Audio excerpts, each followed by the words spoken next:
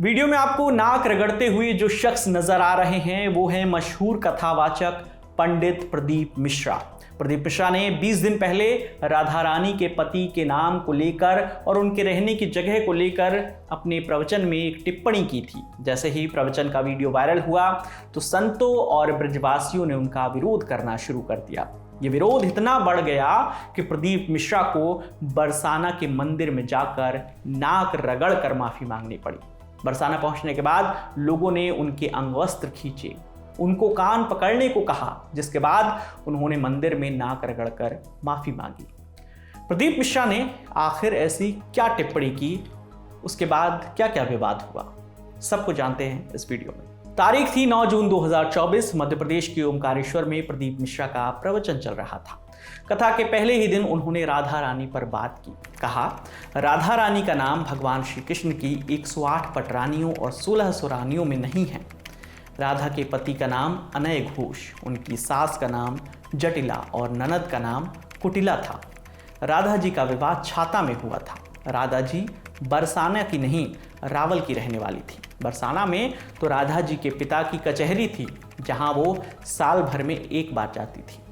उनकी ये बात सुनकर कई संत और ब्रजवासी नाराज हो गए। सबसे तल्ख टिप्पणी वृंदावन के संत प्रेमानंद महाराज ने की।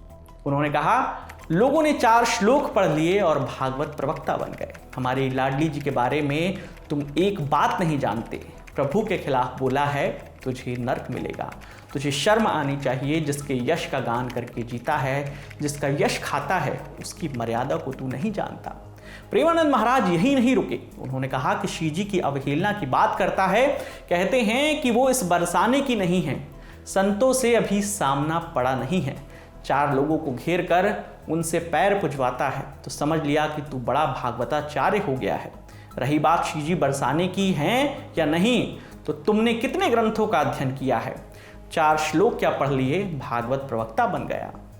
वहीं प्रदीप मिश्रा ने अपने प्रवचन पर कहा कि कुछ लोग राधा रानी की आड़ में उन्हें बदनाम करना चाहते हैं।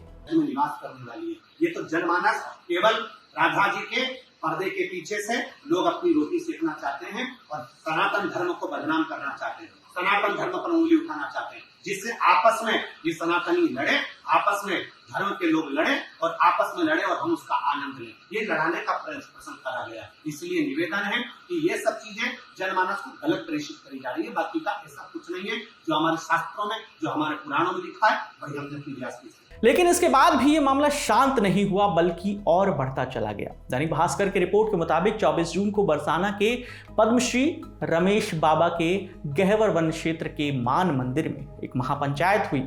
वहां साधु संत, धर्माचार्य और ब्रज के लोग मौजूद थे।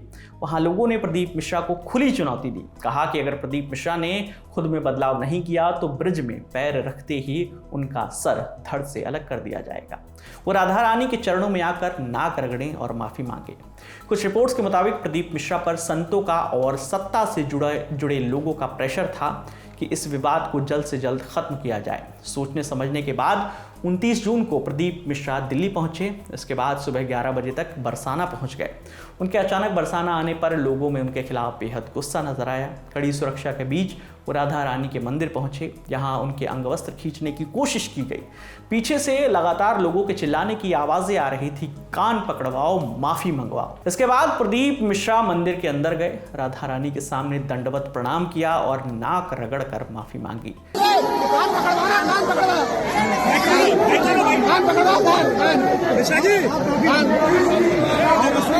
फिर वो मंदिर से बाहर निकले और हाथ जोड़कर ब्रजवासियों का अभिनंदन किया।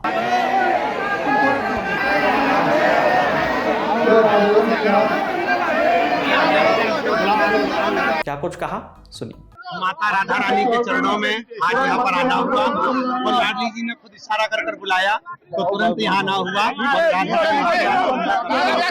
और प्रवासियों के बीच आना हुआ। मेरी वाणी से, मेरे शब्दों से जो भी चोट लगी हो उसके लिए मैं क्षमा चाहता हूँ। मेरी महारानी जी से, मेरी राधा रानी जी से, किशोरी जी से, लाडलू जी से क्षमा चाहता हूँ। अब यहाँ देखना यह है कि प्रदीप मिश्रा के माफी मांगने के बाद ब्रजवासियों का गुस्सा शांत होता है, क्या ये विवाद यहीं खत्म हो जाता है या आगे भी चलेगा? जो भी राय है इस खबर पर हमें कमेंट सेक्शन में जरूर बताइएगा। आपके लिए तमाम जानकारी लेकर आई थी हमारे साथी रक्षा। मेरा नाम है विकास वर्मा, देखते रहिए दी ललन टॉप। शुक्रिया।